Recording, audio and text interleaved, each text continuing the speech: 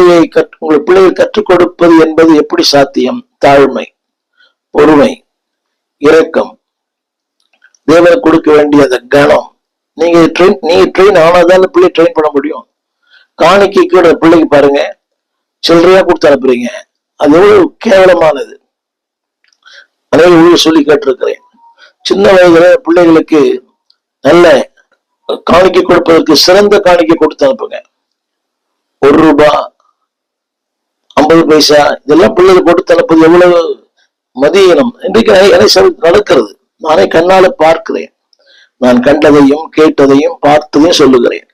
சிறு பிள்ளைகிட்ட ஒரு 1 ரூபாய் கொடுத்து போட சொல்லி, அதாவது ஒரு 50 காசு கொடுத்து போட சொல்லி செல்லாது. எல்லாமே சில்லறையா கொடுத்து பிள்ளைகளை போட சொல்றீங்களே.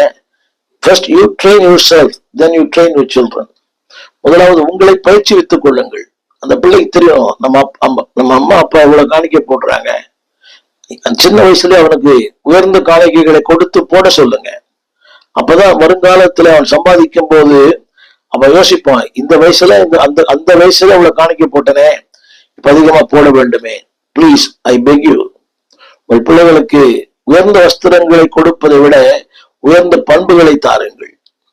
உயர்ந்த பள்ளி படிக்க வைப்பதை விட அவனுக்குள்ள உயர்ந்த அந்த எண்ணங்களை புகுத்துங்கள். கர்த்தருக்கு கொடுக்கிறோம், கர்த்தருக்காக செய்கிறோம், கர்த்தருக்காக வாழ்கிறோம். இன்னைக்கு நிறைய பேர், எனக்கு தெரிந்து பலர் ஆலயத்தில் பிள்ளை வேலை செய்ய விரும்புவதே இல்லை. ஒரு தாயார் சொன்னார்கள், எப்ப பார்த்தாலும் சபைனே மூடுறான் ஐயா.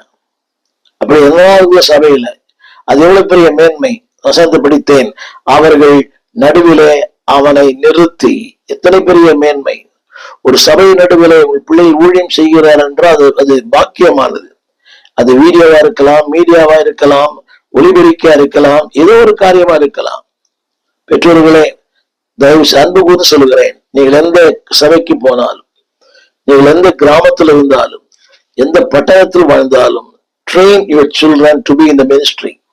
உங்கள் பிள்ளைகளை ஊழியத்திற்கென்று சின்ன வயதிலே பக்குவப்படுத்துங்கள். பாட சொல்லுங்க. இன்னைக்கு பிள்ளைகள் நிறைய சபையில் பிள்ளைகள் பாடுறதே இல்லை.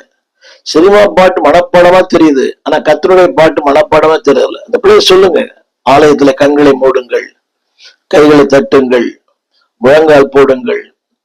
முடிந்தால் உங்கள் பிள்ளைகளை உங்க பக்கத்துல வைத்துக் கொள்ளுங்கள். You train them.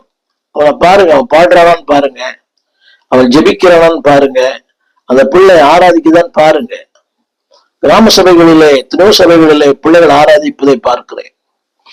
பட்டண சபைகளிலே ஒரு பெரிய வேடி கொடுமை என்னவென்றால், இந்த பிள்ளைங்க உட்கார்ந்து இருக்கிறது, பெற்றோர் பக்கம் உட்கார்ந்து இருக்கிறாங்க. இந்த வருகிற வாரங்களில